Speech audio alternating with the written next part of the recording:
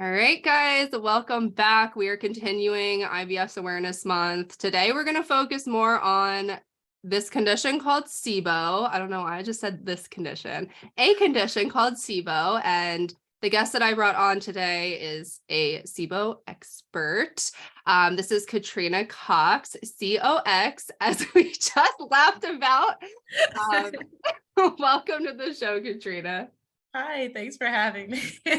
Oh my God, we can't keep a straight face. We were just talking for 20 minutes prior to recording this, and this was our first time talking face to face. I mean, we DM'd back and forth, but I think we definitely vibe together, Yeah, for in sure. a Zoom setting. So this should be a really fun conversation. Mhm. So you are a registered dietitian. You've been in this field for 10 years now. And can you tell the listeners a little bit about, the specialty of gut health and specifically SIBO, how you got into that? Yeah, so I actually started I went into college with a psychology degree. It wasn't even nutrition. And I took a nutrition class and I kind of fell in love with it, but I also really loved the whole brain side of things. So I was really interested in the gut brain axis and how they're related. And that is where I kept my nutrition degree, and I really wanted to just tie them both together. And yeah, so once I started my career, I actually started at Boston Children's Hospital with little babies. And it was very much gut. It was very much gut. I was in the surgical floor where I just focused on everything, short gut, everything you can think of when it came to that. And I was just fascinated by that. And I did a pivot and went into adults, but really I felt like I was missing that brain gut connection thing when it came to where I was. So that was where I really looked into the IBS side of things. So I worked with outpatient with IBS clients, and it was just fascinating with the whole connection. And then SIBO became a lot more in the research and a lot more prevalent. And it was kind of that missing factor that some of my clients that we did all of the necessary treatments for IBS was explained by SIBO. So it was just fascinating how I could tie everything together with that. Yeah, for sure. It's funny that your story started out like that because I also wasn't a nutrition major initially. I was an occupational therapy Oh student. yeah. And after taking my first nutrition class, Nutrition 101, I was like, oh, I'm actually like into this. So maybe I Yeah. should switch my major. I don't know what I was thinking because I don't like to touch people. And that is a very hands-on job. Yeah, and I was like, and I think my thought was like, I don't think I could sit in a room. Like, I need to be like doing things. I need to like, and that was kind of where I was like, can't see myself as being a psychiatrist or a psychologist. Right. Right. I mean, it takes a different person. It takes a different person for that, and a great person. But I was just like, nutrition. That's it. That's it. That's what I want. So. Mm-hmm. Yeah, that's great. And I don't think I ever really learned about SIBO in school. By the way, can you just define what that stands for the audience? Yeah, so I also did not learn it in school. This was all self-taught. So SIBO is small intestinal bacteria overgrowth, which means that it is basically where you want all of your bacteria in your large intestines. It finds its way into the small intestines, which leads to a lot of symptoms that are very much overlapping to IBS. So the bloating, irregular bowel movements, all of that. Mm-hmm. And yeah, so never really learned about that. Same thing with interstitial cystitis. I mean, these are conditions that we aren't being taught. And so that I think leads to why there is a lack of dietitians specializing in what we do. It's because it's not at that college, university level, which is a shame. because we really focus on, the obesity, diabetes, kidney disease, like honestly, the boring stuff. So people like you and me end up, having this personal connection down the line. And so that's what makes us kind of fall into these positions. So, it sounds like you really enjoyed that, that specialty area, but what led you to go out on your own and like start being an entrepreneur? Oh, so I really was I wanted to work for myself. That's why I went for the entrepreneur. But why I started specializing in the IBS and SIBO was because I just found that, like you said, it's just not prevalent out there. Like there's so many people who are struggling and looking for answers, and not to throw shade at any type of doctors, but there are a lot of gaslighting when it comes to these conditions because it's just not well known.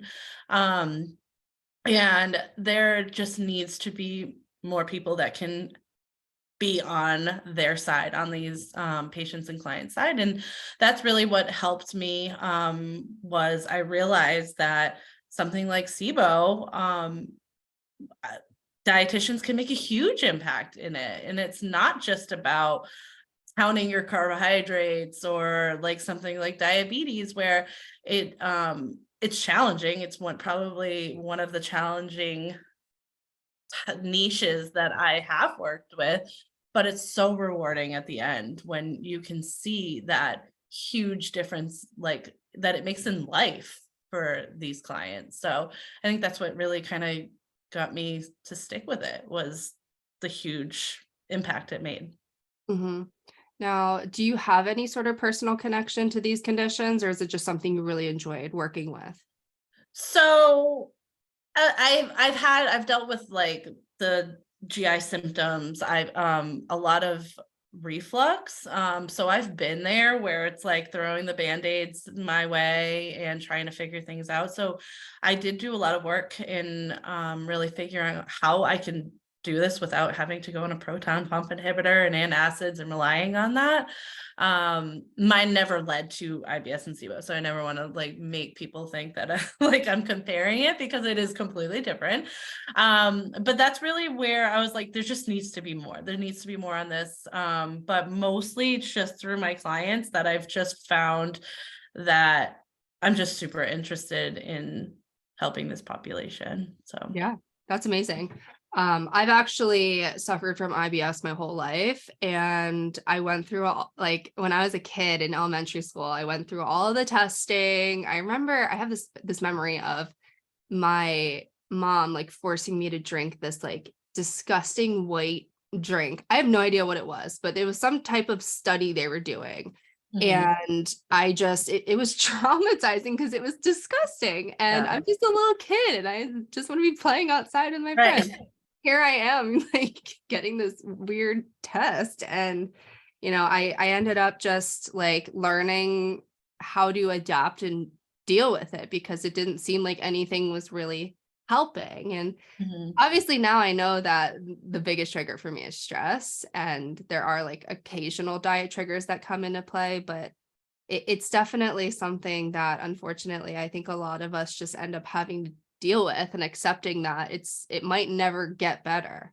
Yeah, absolutely. And unfortunately that, like, I feel like we just live with it, like living with bloating and just like people just saying that's normal. And it's like, in some instances, yeah, it could be, but if you're waking up bloated every day and you're bloated all day long, that's not normal. No, despite what people tell us. And I feel like we just kind of live with that thought process.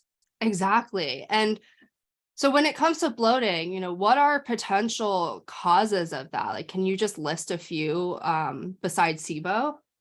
Yeah, so there's tons of reasons why bloating can happen. And I think that we also confuse bloating and abdominal distension, where distension is when it's like you're actually seeing a visual change. And a lot of times SIBO leads to that like pregnant looking belly, where bloating can happen in all different capacities.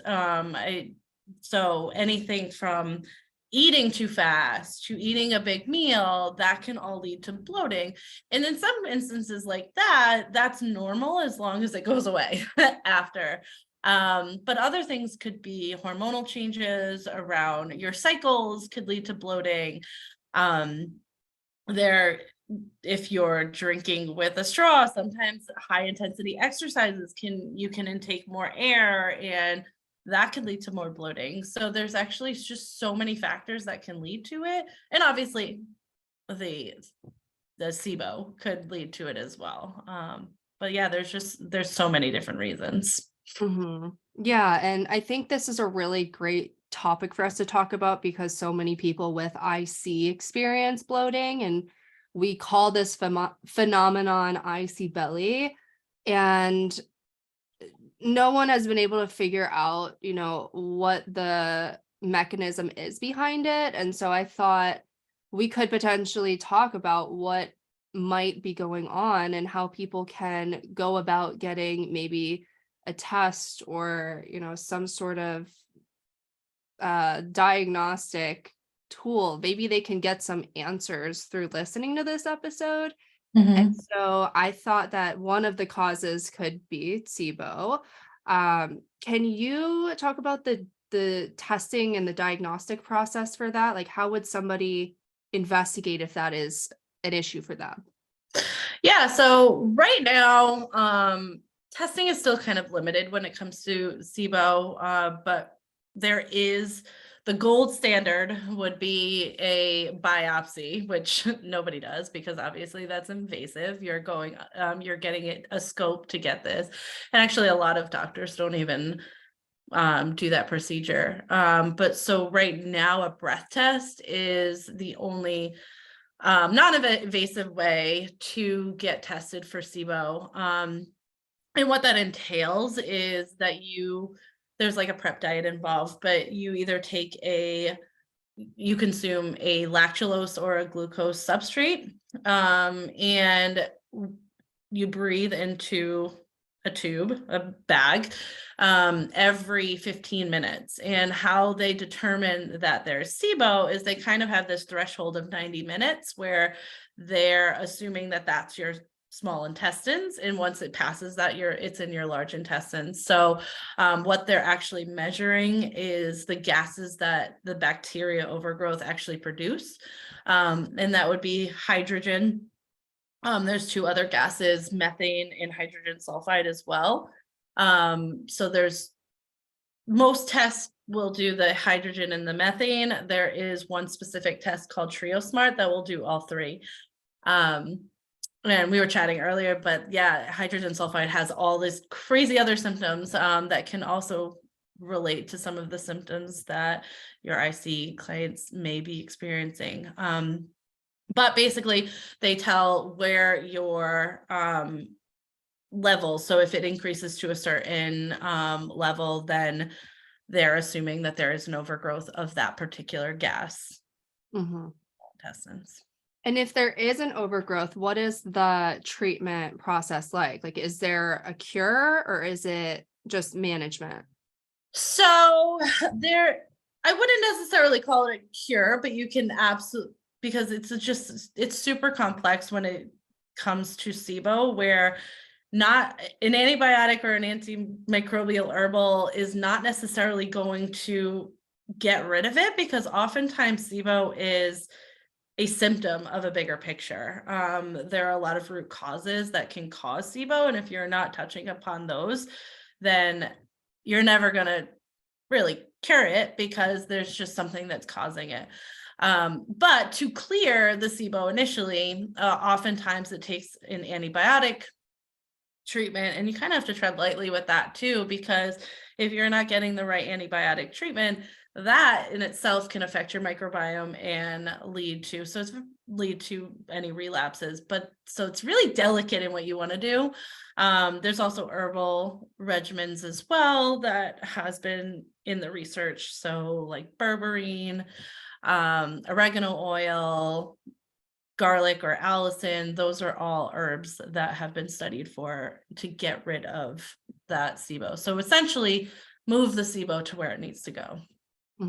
Is there an average time period that it takes to start to notice a difference in doing these treatments?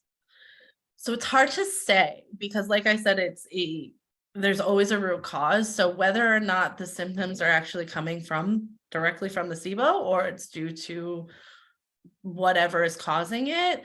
Sometimes you're like taking an antibiotic or an antimicrobial may not make you feel 100% right after. I have had clients that after one treatment, they're feeling good. We introduce foods back into their diet and they feel great. But there are also people that is not the case, that it can take months to really get your symptoms under control after going through a treatment.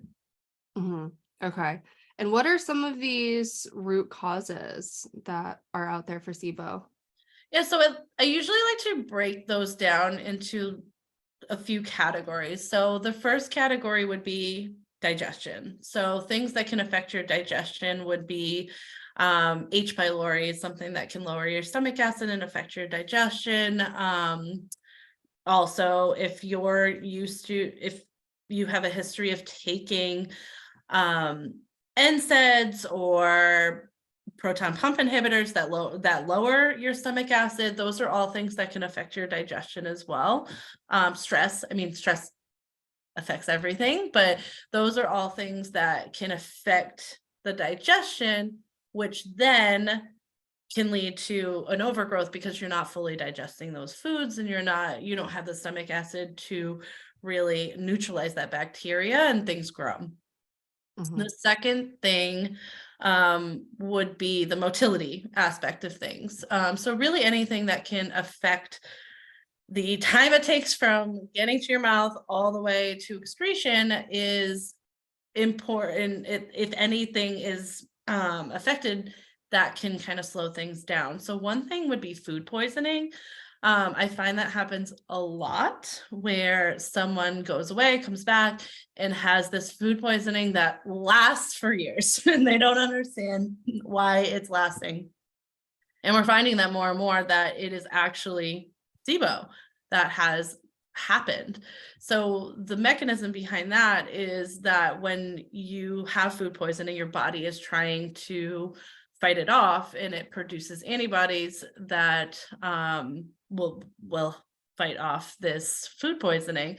And the antibodies actually also attacks your what's called the migrating motor complex. And your migrating motor complex is kind of like your housekeeper, and it kind of sweeps things along. It sweeps bacteria and food along.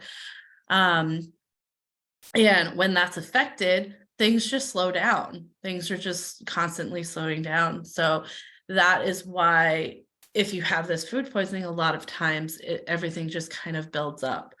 And then there's other things that can affect that migrating motor complex as well. Like IBS in general can actually lead to a less effective migrating motor complex. Other motilities would be like high stress levels could lead to high cortisol levels, which could slow down your motility. If you have diabetes and you have gastroparesis or delayed gastric emptying, that can affect it.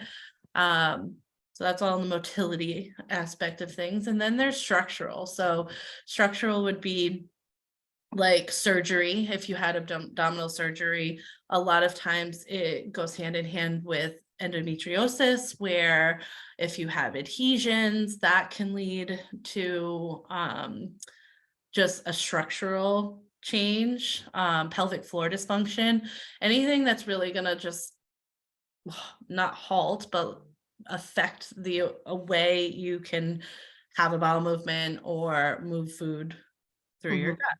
So Yeah. And pelvic floor dysfunction is huge in the IC community. So I definitely would love to hear more about that specifically.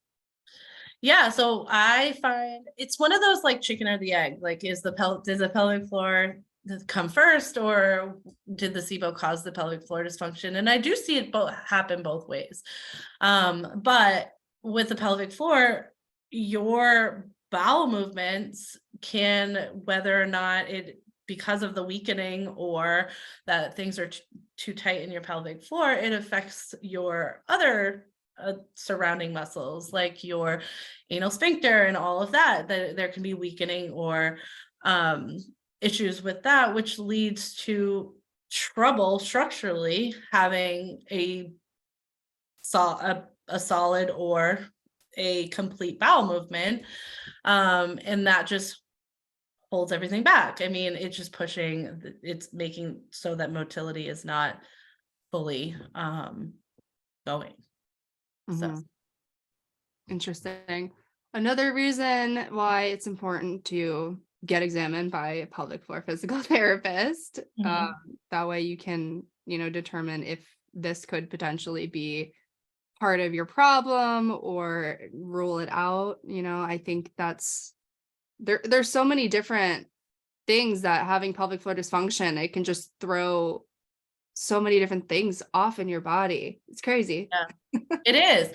It really is. And it's not well known as a treatment, and not even a treatment, just a diagnostic, like you said. And it just affects so many things. And I feel like in a lot of instances, if you are a female at a certain age, you should be getting pelvic floor physical therapy. And I say that all the time. Like, if you've ever had any issues with bloating, if you've ever had a baby, those are all things that you definitely need to get an exam for to avoid any things that it could lead to. Right. Now, are most gastroenterologists okay to are they bought into SIBO, I guess is what I'm trying to say? Because, for example, a lot of urologists and urogynecologists don't buy into the IC diagnosis. So do you know what I mean? I do, and not all of them. So I have heard that it was a made up Instagram diagnosis, that it was I don't even know, like a mythical diagnosis. Yeah. So I've heard it all. I think it's less to do with the fact that the research isn't there, more to do that it's just something that, like you said, you didn't learn it in school. So these doctors didn't learn it in school. So whether it's a matter of them not being fully up to date on the research, or whether or not they just have not seen enough of it to know what to do in this instances. I feel like it's getting more and more well known. But I do think that it's still they're thinking about it in a way to kill the SIBO and that's it. There's not much more to a treatment, but. Right. And I'm sure most of these doctors don't know that they can refer to a dietitian, right? Yes. And exactly. And I feel like, and there's also some doctors that feel like diet has nothing to do with it, which kind of blows my mind because it's your gut. Right. I mean, what you eat does matter. But yeah, so absolutely. And I feel like that's a big thing. And again, it's not every doctor. There are some great doctors that are yeah, dietitian, you should totally get on board with that. And I think with the popularity of some of the diets, they just kind of, well, okay, I think that you should take this antibiotic and here's a handout for the low FODMAP diet. I feel like maybe they don't understand the complexities of everything, and they just. Oh my gosh, it's happening with IC too. So there's a lot of overlaps here, it sounds like. And so how can you and other, dietitians specializing in SIBO, how can you help people that are suffering from this? Yeah, so in so many ways. So really management of symptoms, because it doesn't take off. It's not overnight where your SIBO goes away. So the first thing is managing your symptoms, and not doing so in a super restrictive way. That one, it's going to help. It's going to affect your mental health, but it's also going to affect your microbiome. But really getting you a symptom control, and then really working on digestion and motility. And those are the big ones where, yes, it's important to clear the SIBO, but getting to those root causes like the motility and the digestion, that is 100% dietitian and nutrition. And that can be helped by working on getting to the basics. So making sure that you're spacing out your meals, making sure you're chewing your food and you're helping your digestion, making sure you're getting the right foods to rebuild your microbiome after maybe doing a round or two of antibiotics, knowing what foods are going to help you poop, because that is the biggest thing. If you're not pooping, nothing is going to work no matter what you try. So really supporting in that side of things as well, supporting your stomach acid and making sure that you're producing enough. I feel like many times we think that everyone is over producers of stomach acid, but a lot of times it's not always the case. So adding fermented foods, knowing what foods and all of that can help in all of those aspects. Mm-hmm. Yeah, it sounds like it's definitely, there's a lot of basics that you're helping with, but I'm sure that there's an individualized approach to all of this as well, right? Oh yeah, 100%. And because everyone, while you're still in the healing stage, there's going to be food sensitivities, and not everybody is going to have the same food sensitivities. So giving someone a handout and saying, here you go, this is going to make you feel better, it's not the case. So looking at food diaries and patterns and trends of people's diets is super important. And whether it's the fact that doctors just, they don't have the time, and they're just not looking at these trends. I'm smiling over here because you are echoing everything that I've been saying for the past 3 years of my life. It is. And anything that requires like intense, like in elimination diets, people think that it's just like, here you go. But like, it's it's more than that. It's figuring out the personalized protocol for everybody. So yeah, absolutely. Like, for example, with my clients, like we have to personalize the elimination diet to each person. You know, can somebody do an IC friendly elimination diet, or do they need to take it a step further and investigate histamine or oxalate or gluten? Maybe. I mean, those things are pretty uncommon. However, it's still something that needs to be individualized, and you know, you're just not going to get that if you kind of DIY it. So that's why, you know, working with somebody like us we're trained to help you with this, can be really beneficial. I mean, working with us can help save, you know, time, energy, money, I'm sure. You know, am I missing anything? Give you more food. I find that working with us will give you more options, because I have so many people that are like, so my doctor told me to go gluten-free, dairy-free, low FODMAP, no sugar, no nightshades. And I'm like, so it's like, what do you eat? Water?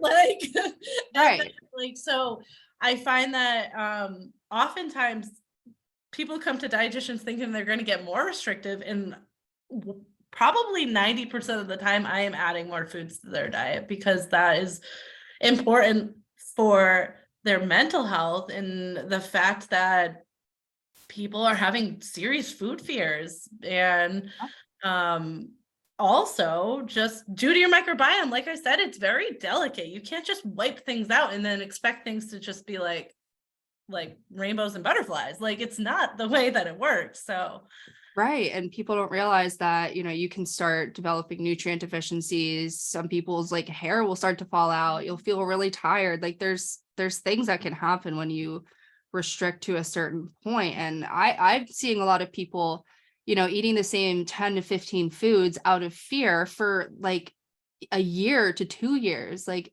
just so terrified to cause a flare. And I think there's so many different explanations as to why, but that's why having somebody like us to guide them and support them and just be that, you know, accountability, I think can be so helpful in setting you up for success and getting that variety back in your diet in the shortest period of time, right? yeah, exactly. I hate that there's so many similarities between what we do. I know, I hate that for us. And that's like I was saying in the beginning, that's why I enjoy what I do, because it's like someone needs to fight for our clients, and I'll be that person. I don't care. I am there to fight. Like Absolutely. I Yeah. am there. So Yeah. That's fantastic. I mean, we owe it to our clients to do that. And I'm so glad that you don't personally experience SIBO or IBS, because I can just say IBS can be brutal. Like mhm, it really can. And I was just yeah. talking to I had Christine Olivo on last week. She runs the IBS, my IBS account, I think it's called. And we were talking about, our most embarrassing stories. We just had a good laugh, but it's like, that is the reality of what Yeah. we go through. So I'm so glad that you don't experience it. I know. And sometimes I feel like I being a provider that like does see or teaches SIBO and helps people with SIBO, like, and not experience it, sometimes I'm like, I feel like I do understand what they're going through, and I can definitely um empathize with them, but it's just like Mhm. I sometimes I'm like, I'm not there. And I know, like, and I sit there and I'm like, I wish I could take it away from you. But I'm sure if someone gave you the opportunity to take it away from someone for a day, you absolutely would. oh, 100%. I would Yeah. take it away for as many days as I possibly could.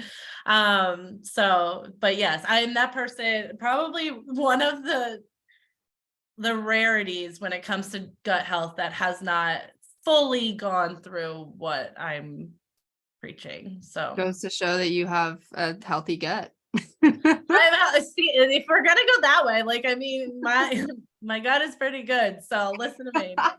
And I don't Exactly. want people to think that it's anything that they did, because it's definitely not. But yeah, Mhm. so I'm Yeah. glad I don't have it.